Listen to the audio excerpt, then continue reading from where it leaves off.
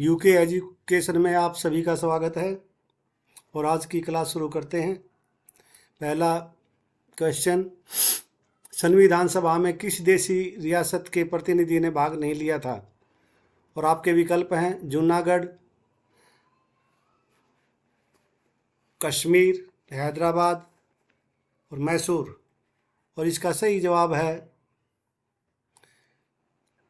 हैदराबाद। हैदराबाद के निजाम ने इसमें हिस्सा नहीं लिया था। B.R. अम्बेडकर का संविधान सभा में निर्वाचन हुआ था पश्चिम बंगाल से, मुंबई प्रेसिडेंसी से, तत्कालीन मध्य भारत से या पंजाब से। और इसका सही जवाब है पश्चिमी बंगाल से। मुस्लिम लीग ने किस कारण संविधान सभा का बहिष्कार किया? मुस्लिम लीग संविधान सभा का अध्यक्ष किसी मुस्लिम को बनाना चाहता था। मुस्लिम लीग को संविधान सभा में उचित प्रतिनिधित्व नहीं मिला था। मुस्लिम लीग मुसलमानों के लिए एक अलग संविधान सभा चाहता था, या उपयुक्त सभी। तो इसका सही जवाब है ऑप्शन सी, मुस्लिम लीग मुस्लिमों के लिए एक अलग संविधान सभा चाहता था। संविधान सभा का चुनाव निम्न में से किस आधार पर हुआ? समान मताधिकार, सर्व मताधिकार, सीमित मताधिकार, वर्गीय मताधिकार। और इसका सही जवाब है ऑप्शन डी, वर्गीय मताधिकार। संविधान सभा के सदस्य प्रतिनिधि थे जनता द्वारा प्रत्यक्ष निर्वाचित, जनता द्वारा अप्रत्यक्ष निर्वाचित, गवर्नर जनरल द्वारा मनोनीत, कांग्रेस और मुस्लिम लीग द्वारा नामांकित। और इसका सही जवाब है ऑप्शन बी, जनता द्वारा अप्रत्यक्ष निर्वाचित। भारतीय संविधान निर्मात्री सभा प्रांतों की जनता द्वारा चुनी गई, प्रांतीय विधानसभाओं द्वारा परोक्ष रूप से आनुपातिक प्रतिनिधित्व प्रणाली द्वारा चुनी गई थी, गवर्नर जनरल द्वारा इसका गठन किया गया था, यह वैश्विक मताधिकार के आधार पर भारतीय नागरिकों द्वारा चुनी गई थी। और इसका सही विकल्प है ऑप्शन बी, प्रांतीय विधानसभाओं द्वारा परोक्ष रूप से आनुपातिक प्रतिनिधित्व प्रणाली द्वारा चुनी गई थी।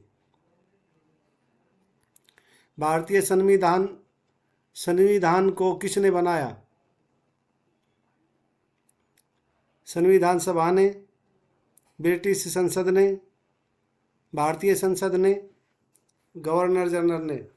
और इसका सही जवाब है संविधान सभा ने। संविधान सभा के लिए चुनाव कब संपन्न हुए? 1945 में, 1946 में, 1947 में और 1948 में। और इसका सही जवाब है ऑप्शन बी, 1946 में। भारतीय संविधान सभा की स्थापना कब हुई? 10 जून 1946 को, 9 दिसंबर 1946 को, 26 नवंबर 1949 को और 26 दिसंबर 1949 को। और इसका सही जवाब है ऑप्शन बी, 9 दिसंबर 1946 को।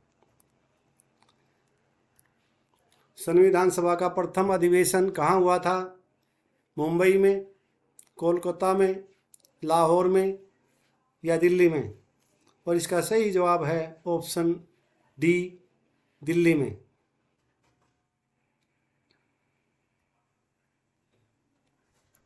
संविधान सभा के उद्घाटन अधिवेशन की अध्यक्षता किसने की थी? जवाहरलाल नेहरू ने, B.R. अम्बेडकर ने, सच्चिदानंद सिन्हा ने, सी राजगोपालाचारी ने। और इसका सही जवाब है ऑप्शन सी, सच्चिदानंद सिन्हा जी ने इसकी अध्यक्षता की थी। संविधान सभा का पहला सत्र कब हुआ था?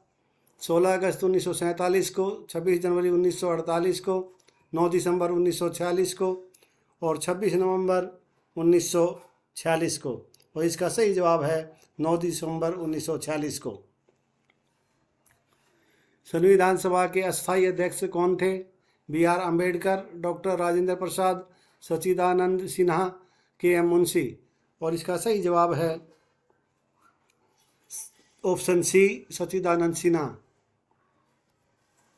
संविधान सभा के स्थायी अध्यक्ष कौन थे?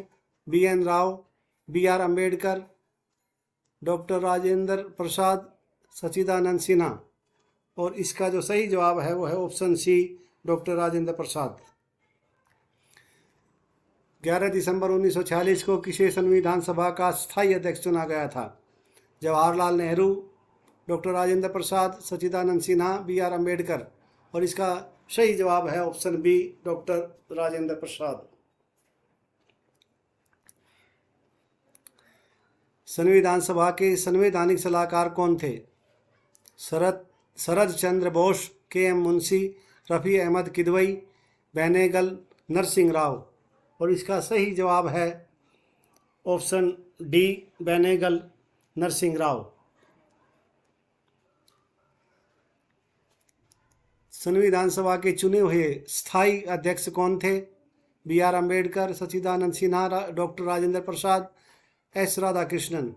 और इसका सही जवाब है ऑप्शन सी, डॉक्टर राजेंद्र प्रसाद।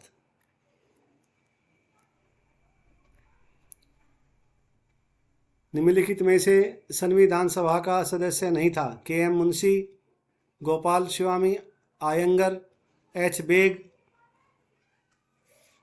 टी कृष्णमाचारी। और इसका सही जवाब है ऑप्शन सी, एच बेग। ये एच बेग है, टाइपिंग में मिस्टेक हो गई है, ये एच बेग। संविधान के विभिन्न पहलुओं के अध्ययन हेतु संविधान सभा ने कितनी समितियां नियुक्त की थी? 9, 12, 13 या 16। और इसका सही जवाब है ऑप्शन सी, 13। संविधान सभा के प्रारूप मसविदा समिति की नियुक्ति कब की गई थी? आपके विकल्प हैं 29 अप्रैल 1947 को, 11 जून 1947 को, 29 अगस्त 1947 को और 16 दिसंबर 1947 को। और इसका सही जवाब है 29 अगस्त 1947 को इसकी नियुक्ति की गई थी। भारतीय अर्थव्यवस्था कैसी है? पूंजीवादी अर्थव्यवस्था है या साम्यवादी, स्वतंत्र या मिश्रित? और इसका सही जवाब है ऑप्शन डी, मिश्रित अर्थव्यवस्था। मिश्रित अर्थव्यवस्था का क्या अभिप्राय है? अर्थव्यवस्था में कृषि और उद्योग दोनों को बढ़ावा देना, अमीर एवं गरीब का सह अस्तित्व, सरकारी एवं निजी क्षेत्र का सह अस्तित्व, छोटे और बड़े उद्योगों का सह अस्तित्व। और इसका सही जवाब है ऑप्शन सी, सरकारी एवं निजी क्षेत्र का सह अस्तित्व। आर्थिक विकास के दृष्टिकोण से भारत की गिनती होती है पिछड़े राष्ट्र के रूप में, विकसित राष्ट्र के रूप में, विकासशील राष्ट्र के रूप में, अर्ध विकसित राष्ट्र के रूप में। और इसका सही जो जवाब है वो है ऑप्शन सी, विकासशील राष्ट्र के रूप में। भारतीय अर्थव्यवस्था का कौन सा क्षेत्र सकल राष्ट्रीय उत्पाद में सबसे अधिक योगदान करता है? प्राथमिक क्षेत्र, द्वितीय क्षेत्र, तृतीय क्षेत्र या सार्वजनिक क्षेत्र? और इसका सही जवाब है ऑप्शन सी, तृतीय क्षेत्र। बंद अर्थव्यवस्था, क्लोज इकोनॉमी, वह अर्थव्यवस्था है जिसमें मुद्रापूर्ति पूर्णतः नियंत्रित होती है, घाटे की वित्त व्यवस्था होती है, केवल निर्यात होता है। और अंतिम विकल्प है आपका ना तो निर्यात और ना ही आयात होता है। और इसका सही जवाब भी ऑप्शन डी है, ना तो निर्यात और ना ही आयात होता है। ऐसी अर्थव्यवस्था को क्या कहते हैं जिसका शेष विश्व से कोई संबंध नहीं होता? समाजवादी अर्थव्यवस्था, संवृत बंद अर्थव्यवस्था, मुक्त अर्थव्यवस्था, मिश्रित अर्थव्यवस्था।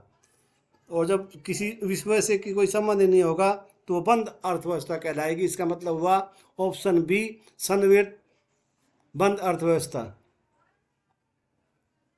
यह सत्य होगा कि भारत को परिभाषित किया जाए एक खाद्य की कमी वाली अर्थव्यवस्था के रूप में, एक श्रम आधिक्य वाली अर्थव्यवस्था के रूप में, एक व्यापार आधिक्य वाली अर्थव्यवस्था के रूप में, एक पूंजी आधिक्य वाली अर्थव्यवस्था के रूप में।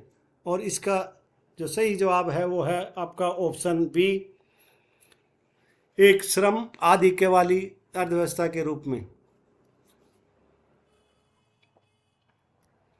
किसी देश का आर्थिक विकास निर्भर किस पर करता है? प्राकृतिक संसाधन पर, पूंजी निर्माण पर, बाजार का अकाल, उपर्युक्त सभी। और इसका सही जवाब है उपर्युक्त सभी। अगला प्रश्न, वैश्वीकरण का अर्थ है अर्थव्यवस्था का एकीकरण, वित्तीय बाजार का एकीकरण, घरेलू अर्थव्यवस्था का वैश्विक अर्थव्यवस्था के साथ एकीकरण, या फिर अर्थव्यवस्था के विभिन्न खंडों का एकीकरण। और इसका जो सही जवाब है वो है आपका घरेलू व अर्थव्यवस्था का वैश्विक अर्थव्यवस्था के साथ एकीकरण। वैश्वीकरण की प्रक्रिया से अभिप्राय है वैश्विक व्यापार गुटों की स्थापना करना, अंतर्राष्ट्रीय व्यापार में बाधाओं को समाप्त करना, विश्व में एकल करेंसी लागू करना, उपर्युक्त में से कोई नहीं। और इसका सही जवाब है अंतर्राष्ट्रीय व्यापार में बाधाओं को समाप्त करना। और अब इसके नीचे सभी प्रश्नों के उत्तर दिए हुए हैं। और आपसे एक बार फिर कि कृपया चैनल को सब्सक्राइब कर लें, वीडियो को लाइक और शेयर कर दें। Please please please. जय हिंद, जय भारत।